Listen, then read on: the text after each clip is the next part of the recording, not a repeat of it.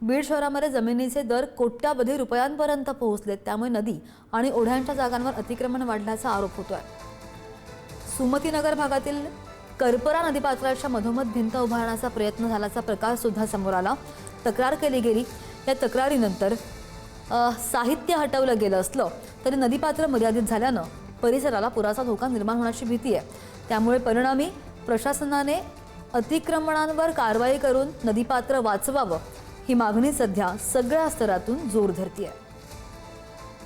जमिनीचे दर आता कोट्यावधीच्या घरात पोहोचलेत आणि यामुळे आता नैसर्गिक जे ओढे नाले आहेत त्यावर देखील अतिक्रमण करून त्या ठिकाणी प्लॉटिंग आणि रस्ते करण्याचा घाट घातला जातोय। आपण सध्या बीड शहरातील सुमतीनगर भागातील करपरा जी नदी वाहते त्या ठिकाणी आहोत आणि आपण अशा या ठिकाणी पाहू शकतो ही नदी आहे आणि या नदीच्या नदीवरून म्हणजे वाहतूक करण्यासाठी एक पूल उभारलाय, परंतु या पुलाच्या मध्यभागातूनच चक्क या ठिकाणी एक संरक्षक भिंत उभारण्याचा घाट घातला होता।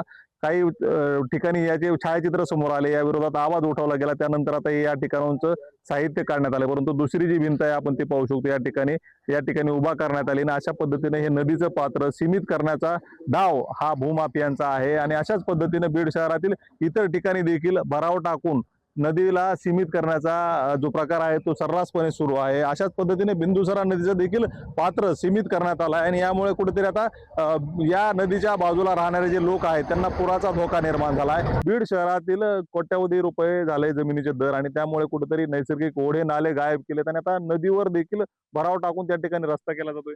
बीड शहरातले जे नॅचरल ओढे नाले आहेत हे बीड शहराच्या साठी वरदान आहेत, कारण भूगर्भातल्या पाण्याची पातळी वाढवण्याचं काम जर काही कोणी करत असेल तर हे नॅचरल ओढे नाले नद्या करतात।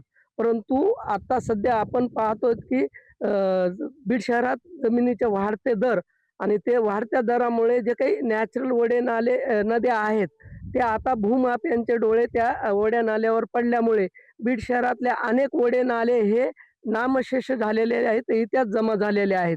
त्याच्यामुळे पुढे भविष्यात पाण्याचं मोठ्या प्रमाणावर संकट बीड शहरावर येणार आहे। आता या पुन्हा अतिक्रमण करायला येतं आणि ते भिंत घालायचा विचार चालला त्यांचा, पण ते काल एकदम अडवले। त्याच्यामुळे कोण करते हे सगळं? हे आता लोकल प्लॉटिंग वाले इकले त्यांना करतात ते। उदय नागरगोजे, पुढारी न्यूज, बीड।